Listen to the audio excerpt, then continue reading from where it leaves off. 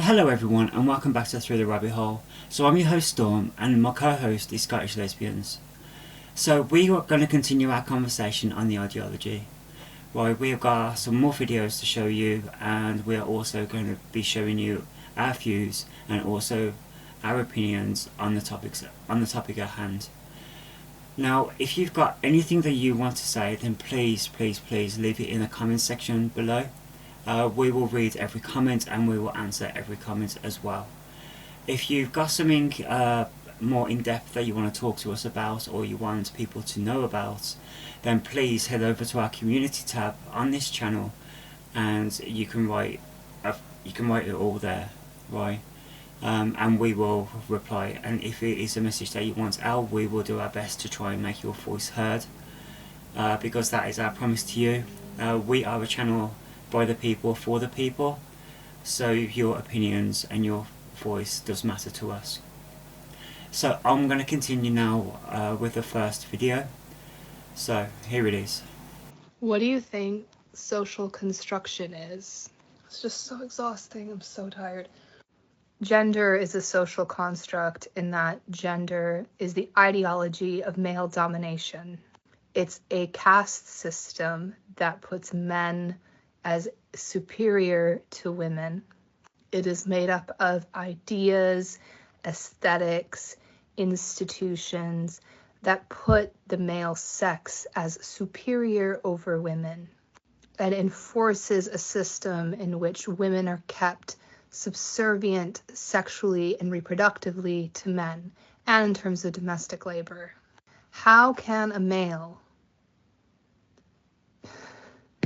have the experience of being socially constructed to be a woman?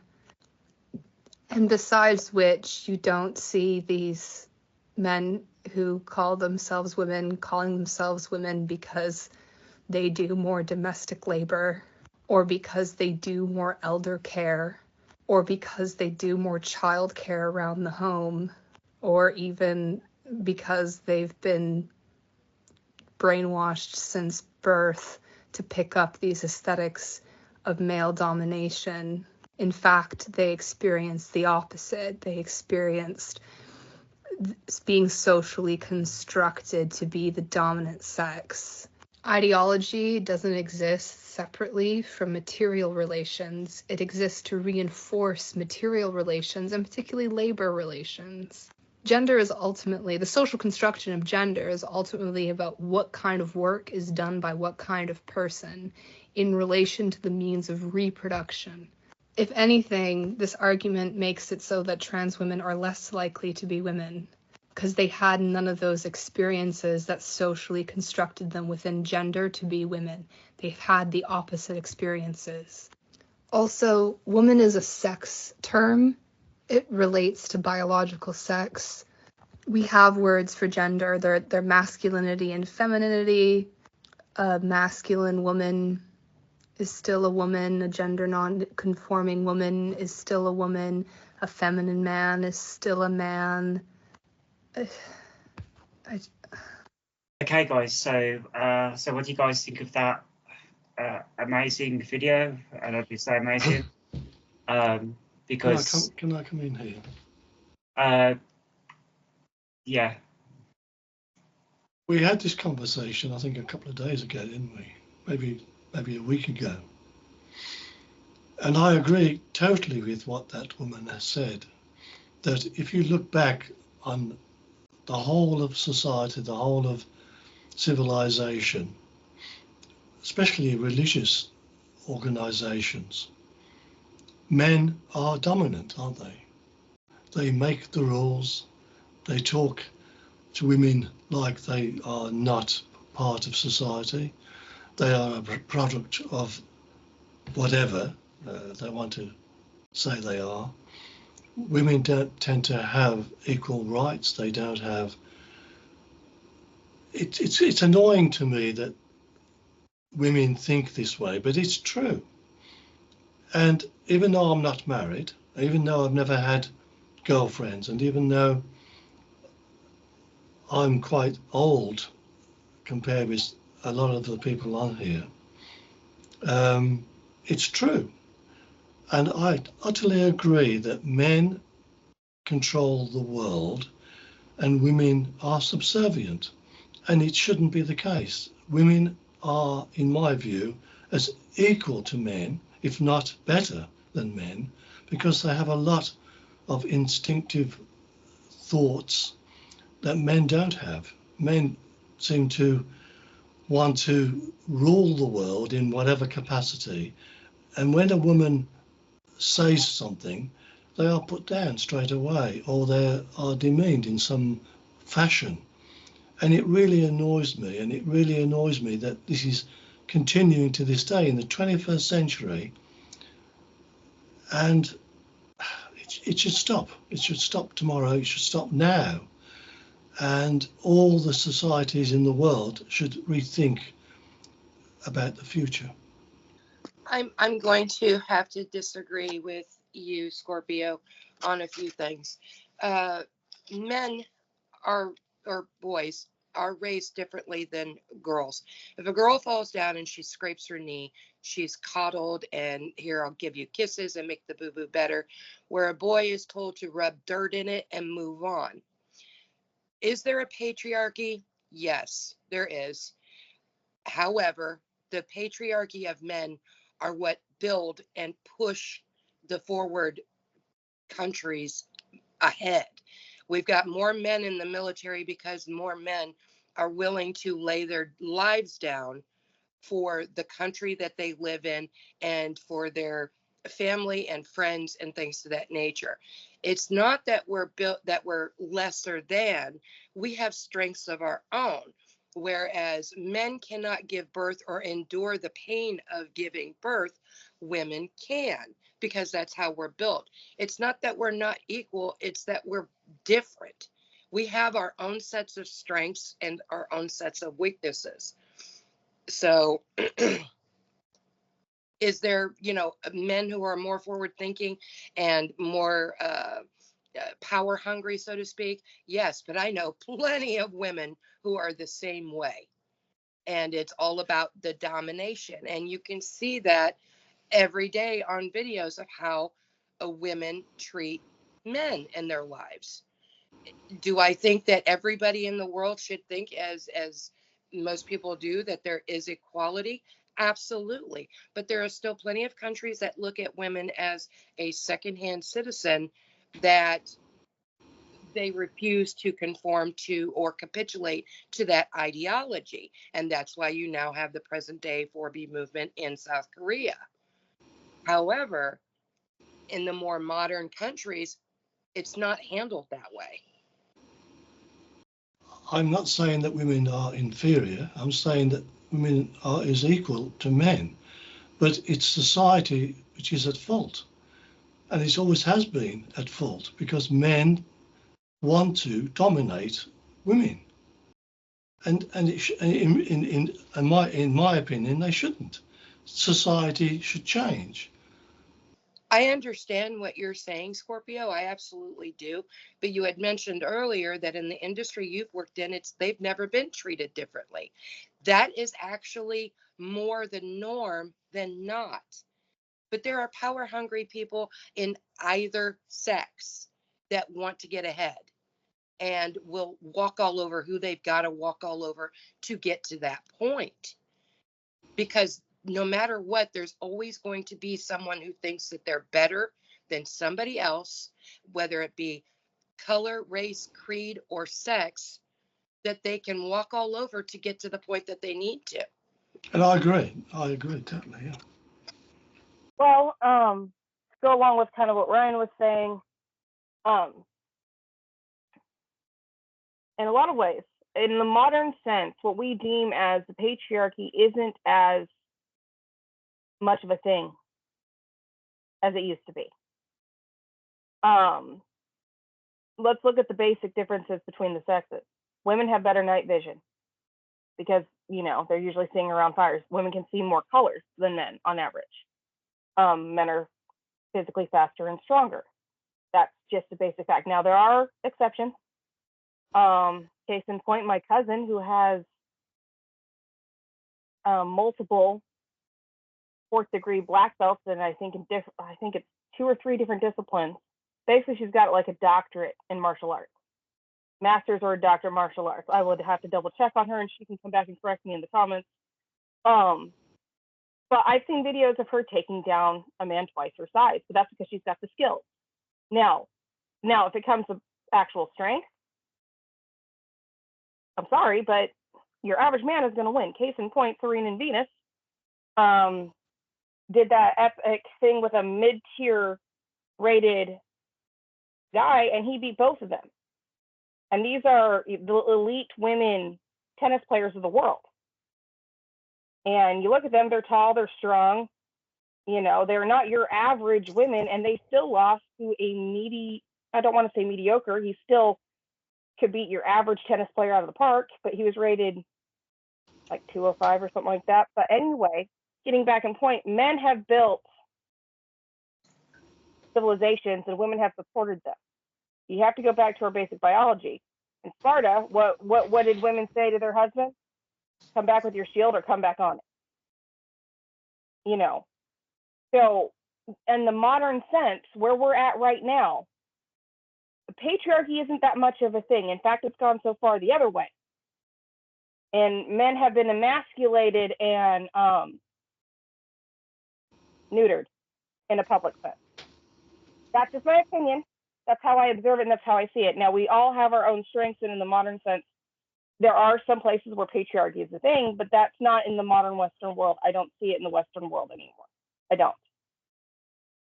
So I kind of wanted to go to the basics of what the video was saying about the whole social construct of gender.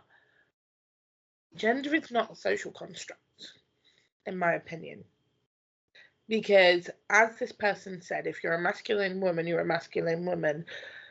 Storm, you and I both agree on this point in the sense that you are a transsexual woman, but you know what your biology is. Just like I am a non-binary person, but I know what my biology is. I don't agree with the term social construct, because a lot of the time when you find a legitimate person whose gender identity is separate from what their biology is, there is some form of mental health reason behind it, whether it is a physical brain injury, whether it is a mental health condition like gender dysphoria, or whether it is something trauma-based due to, you know, SA or child abuse from certain people. There is a reason behind it almost all the time, whether it's mental, physical, or environmental to that person. And so I hate this idea that we're saying, well, gender is a social construct. So, because that makes me then question, okay, so we've now got the LGBTQIA2S thing. How does two-spirit become a social construct when the people who could legitimately claim two-spirited, societally, they have reduced in numbers significantly, and that are people who are from, you know, Native American backgrounds?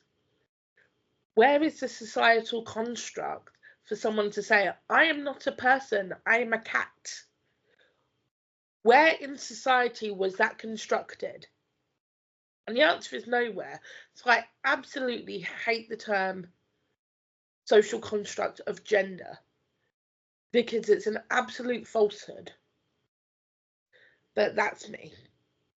I agree with every single thing everybody said. I mean, even Scorpio, because if you think about it, I had a very interesting conversation with Raven not that long ago, and I was very, very, very surprised to find out that violence and sexual assault in men were 50-50 in America. Not so 50-50 here in the UK, is a little higher for women, but statistically, like, I was very, very surprised to find out that no, it's not just women, unfortunately, it is men too. And we're led to believe that it's just women.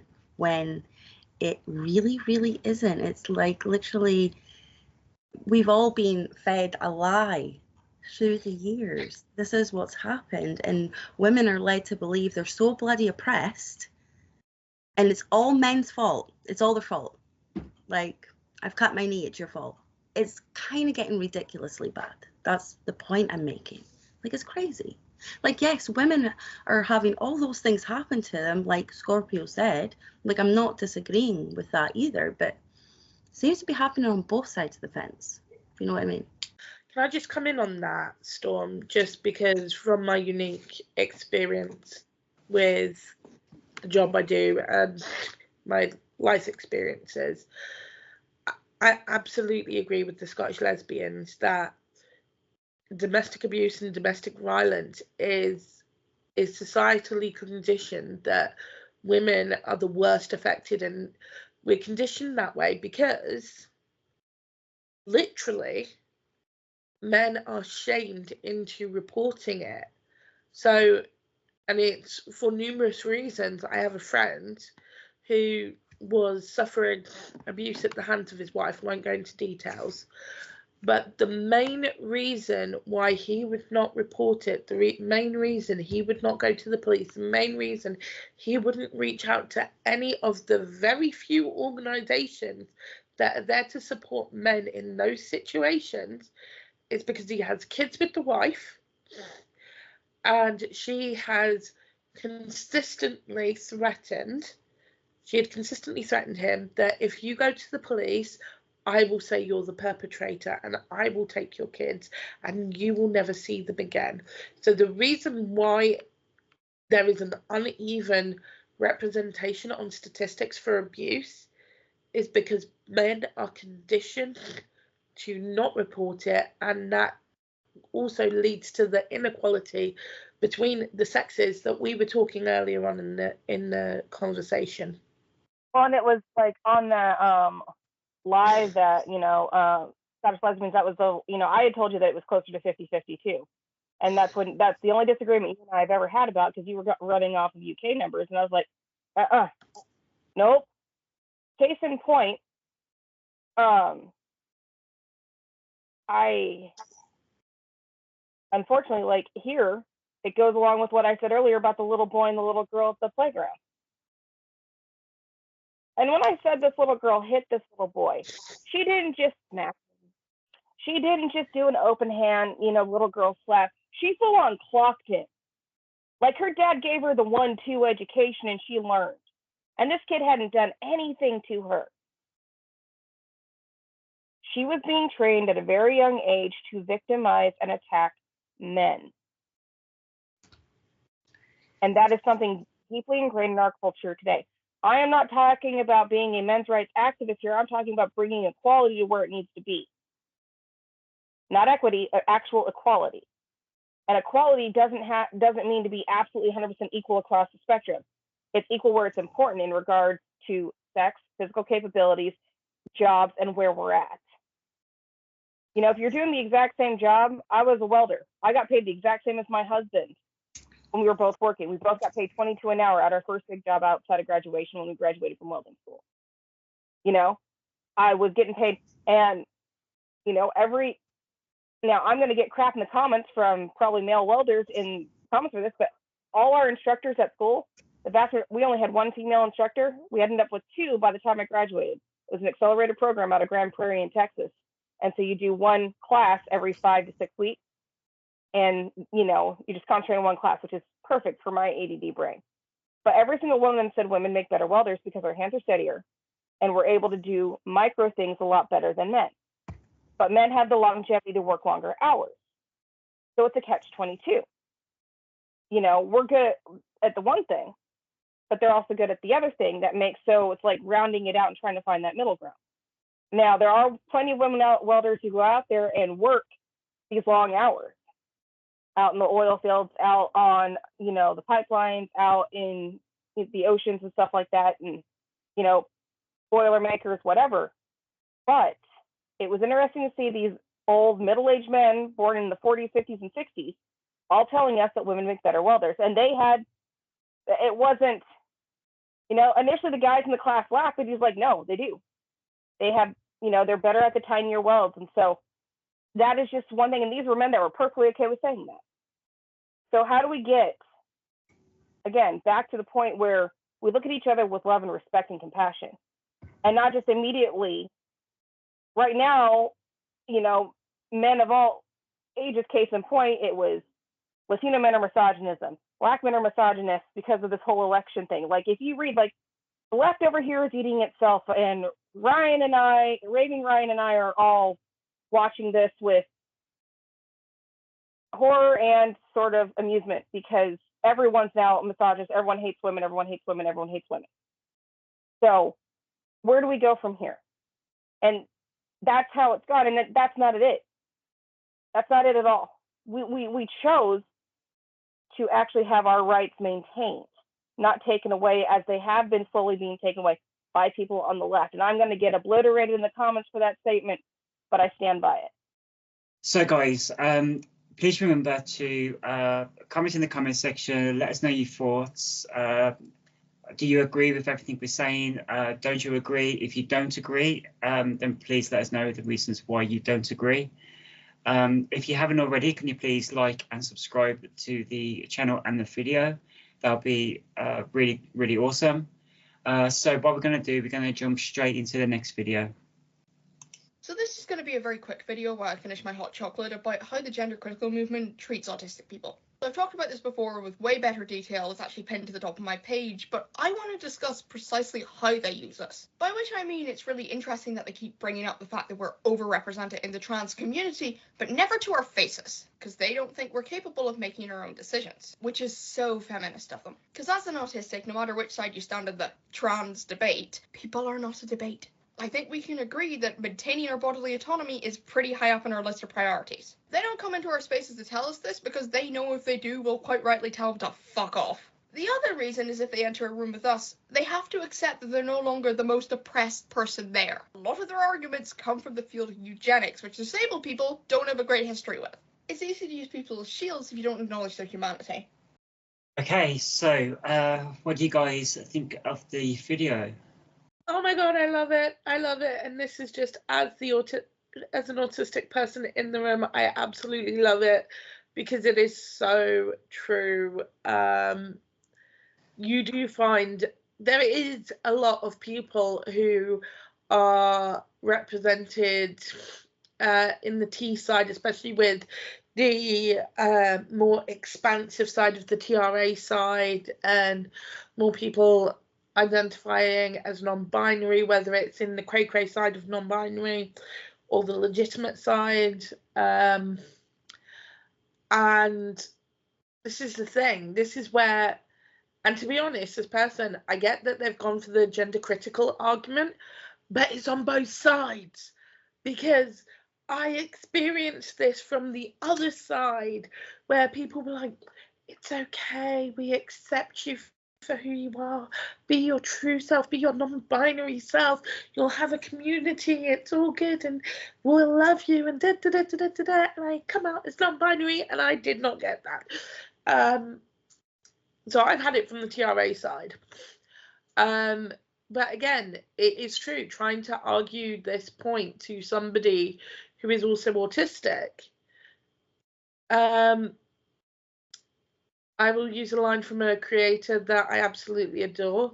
They're basically kink shaming cats, because it is impossible to argue a logical point with an autistic person. Now, they may concede that they have the wrong end of the stick of something, they may concede that their information is lacking, but an autistic person will argue nothing but the truth to them. And so a gender critical person or a TRA coming at an autistic person for whatever side of the argument, babe, you're kink shaming cats. It's impossible to do it.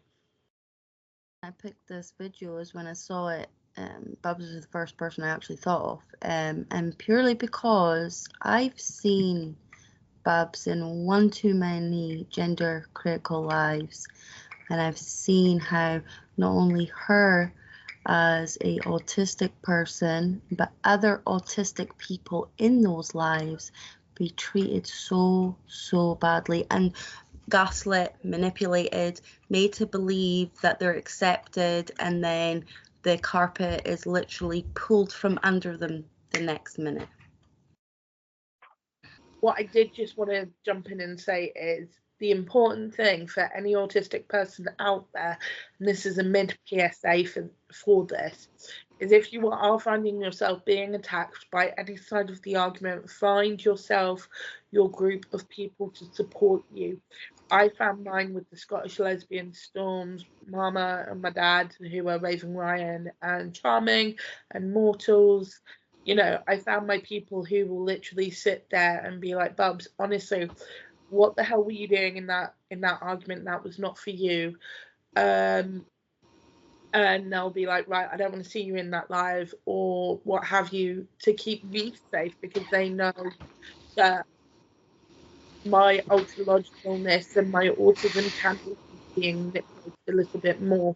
So for any autistic people, find your people to support you if you want to participate, and make sure you pull yourself back if you are being manipulated or used or scapegoated or tried to be used as the, you know, token autistic person who may have a gender identity that is not linked to their biological sex. Okay, so the only point I want to add to this conversation is from the research that I've done, and I do hope that Scottish lesbians and OG Bubs might help me out with this. So the research that I've done regarding autism and ADHD is that it does share the same characteristics of gender dysphoria. Now, when it comes to these different groups and these different ideologies, right, they could influence them feelings you are having because of autism, because of ADHD. They could influence you to make the wrong decisions. So all I'm going to say on this subject is that if you are suffering from autism and you are suffering from ADHD, then please stay away from influential groups, because they could cause more harm to you than you think that you are trying to help other people. I'm just going to say this. So while doing my research, I have found that more often than not, 99% of the time, non-binary people are autistic. And the gender critical side of the things have been using these people in their argument because they are easily manipulated. You know, you want to give people the benefit of the doubt, you know, big hearts, you know, don't want to see the bad in people, so they will kind of ignore the red flags. So they are easily manipulated in these sort of situations, which is so unfair, because I mean, it's just because they have a disconnect with their body and they found a place to put themselves, and people are just taking advantage of that. Just kind of go with what Scottish Lesbian said, but also to kind of counterpoint it a little bit. Just hear me out. Yes, they get taken advantage of on both sides in regards to that, but statistics are important. And in the last 10 years, with the rise in semi-fall, at least over there on the European side of things, in regards to the clinics like Tavistock and stuff like that, if I may touch on, you know, they tell you that detransitioners are a very tiny, tiny microcosm. That is in fact incorrect, because they don't report it, because it goes against a certain agenda. And a vast majority of these young women who have detransitioned, and the brave ones who have stepped forward, because what happens to these detransitioners? They are mocked. They are yelled at. They are told so many horrible things. They are not given support from their doctors. They are told to build a bridge and get over it. The vast majority of these young women were autistic. There is a correlation there, and the statistics do need to be taken note of and put in the reports, because if they do not, it's going to get thrown under the rug again, and these poor children are going to get walked all over again by people on the other side, which they have. They have been, it's disgusting. I've read people who have come out on, you know, X and things like that, and they are absolutely obliterated so much that and bullied and doxxed, and that they have to go private. They're not allowed to speak their truth. And a lot of them, if they wait several years, they end up transitioning, but they do it quietly. So it's not on any national statistics or anything like that. So those points do need to be made. And while I am disgusted that anyone takes advantage of these numbers and these kids and these young women and non-binary individuals, it still needs to be accounted and reported on, and it still needs to be taken out and shouted from the rooftops that say, hey, no, it's a larger number than what you think, and we need to have compassion and help for these people who are detransitioning, who are autistic, who are ADHD, who are confused or bought in by a lie. So I just want to add to that, if I may. So when I first transitioned all them years ago, right, there was actually safeguards in place. There was a lot of safeguards in place, and Scorpio knows this to be true because he was there majority of the time. Now, I had to go and see therapists, and it wasn't just one therapist. I had to see a number of therapists. Then I had to see a psychologist. Then I had to see a gender specialist. Then I had to see doctors. Then I had to see surgeons. And every single one of these people I've seen had to come to the same conclusion, that I was suffering from gender dysphoria in order for me to start down the path of transition, right? Because I needed to be sure I was who I was, and I was saying who I was, and that's going to be my life from the rest of my life. But after speaking to the transgender community through TikTok, the information that I've heard from multiple sources is that they have lowered the standards now of the safeguard to a near enough non-existent point. So people are going into this procedure when they are not being diagnosed correctly, they are not being treated properly, and they have got no safeguards involved in the process, right? Because who was it? There was a transgender creator on TikTok who I had a conversation with, and they turned around and said to me that they only had one appointment, and that is all the transgender people need. Now, that is dangerous, very, very dangerous if that is true. I'm not too sure what it is now myself, because I transitioned well over 10 years ago. But if that is the case, then this is going to cause a lot of people to make really, really big mistakes due to other mental health issues.